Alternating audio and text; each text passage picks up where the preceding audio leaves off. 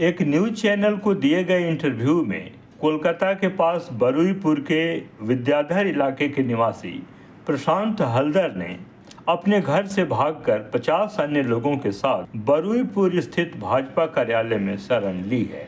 हलदर ने बताया कि उन्हें 2021 में विधानसभा चुनाव और फिर पिछले साल पंचायत चुनाव के बाद भी घर छोड़ने के लिए मजबूर होना पड़ा था। इस बीजेपी कार्यकर्ता ने दुख जताते हुए कहा, मैं इस साल अप्रैल में घर वापस आ गया था।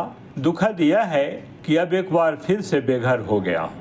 मुझे और मेरे गांव के अन्य कार्यकर्ताओं को लोकसभा चुनाव से पहले धमकियां मिल रही थीं, फिर भी मैंने पार्टी के लिए काम किया। हालांकि मतदान के अंतिम चरण के बाद 2 जून को मैं घर छोड़कर भागने पर मजबूर हो गया। बाद में मैंने सुना कि मेरे घर में तोड़फोड़ की गई है। मामोनी दास नामक एक अन्य पार्टी कार्यकर्ता ने भी लगभग ऐसी ही भयावह आपबीती सुनाई है। उन्होंने बताया कि टीएमसी के गुंडों ने उन्हें दक्षिण 24 परगना के माथेर दिघी गांव में स्थित उनके घर से जबरन बाहर निकाल दिया था। उन्होंने कहा, इसके बाद मैं सहपारा और बाद में काटपोल में किराए के मकान में रही।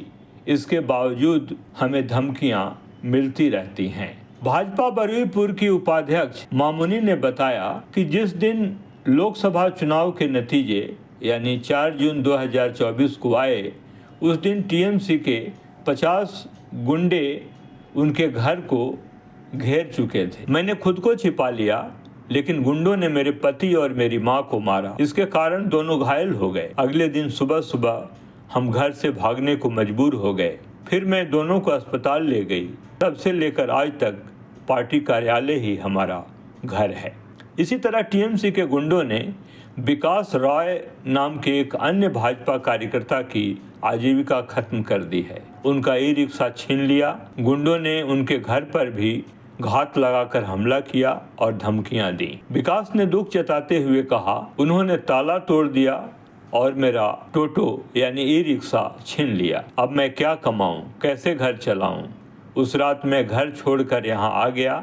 मेरी पत्नी और बच्चे एक रिश्तेदार के घर पर हैं। कोलकाता में बीजेपी कार्यकर्ताओं की कहानी कोई अलग नहीं है, भयावह ही है। यहाँ के लगभग 100 कार्यकर्ता अब भाजपा के पश्चिम बंगाल मुख्यालय के पास की एक इमारत में रह रहे हैं। 31 साल के शानू प्रमाणिक ने एक न्यूज चैनल को बताया कि 4 जून को नतीजे आने के बाद टीएमसी के गुंडों ने हमारे घरों में तोड़फोड़ की। वो मेरे घर में घुस रहे थे।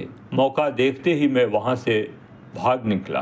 फिर मैं अपने एक रिश्तेदार के घर छिप गया। उसके बाद सुबह करीब 3 बजे मैं वहां से निकला और दोपहर 1 बजे यहाँ पहुंचा। उन्होंने कहा, मेरे परिवार के सदस्य अभी भी वहीं हैं।